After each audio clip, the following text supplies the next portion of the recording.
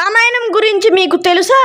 వాల్మీకి రచించిన రామాయణంలో మనకు తెలియని ఎన్నో ఆసక్తికరమైన విషయాలు ఉన్నాయి. ఒకరోజు వాల్మీకి మహర్షి నారదుని పిలిచి, లోకంలో నిజమైన ధర్మవంతుడు, ఓటమికి భయపడని నిజాయితీ గల మహానుభావులు ఎవరు అని ప్రశ్నించాడు. ఇప్పుడు నారదుడు శ్రీరాముడి సద్గుణాలను, ధర్మాన్ని అనుసరించే విధానాన్ని వివరించాడు. కథ విన్న తర్వాత వాల్మీకి మహర్షి ఒక నది తీరాన తపస్సులో నిమగ్నమై ఉన్నాడు. అప్పుడు బ్రహ్మదేవుడు ప్రత్యక్షమై భూత వర్తమాన భవిష్యత్తు కాలాన్ని స్పష్టంగా దర్శించగల దివ్య దృష్టిని గ్రహిస్తూ శ్రీరాముడి జీవితాన్ని పద్య రూపంలో రచించమని కోరాడు. ఈ విధంగా వాల్మీకి తన దివ్య దృష్టితో శ్రీరాముని జీవిత గాథాన్ని తెలుసుకొని చరిత్రలో శాశ్వతంగా నిలిచేలా ఆది కావ్యమైన రామాయణాన్ని రచించాడు. రామాయణం మొత్తం 24,000 శ్లోకాలు ఉండగా ఋగ్వేదంలో ప్రతిష్టాపించిన గాయత్రి మంత్రంలో 24 అక్షరాలు ఉన్నాయి. ఇలాంటి మరిన్ని వీడియోస్ కావాలనుకుంటే లైక్, షేర్, సబ్స్క్రైబ్. రామాయణం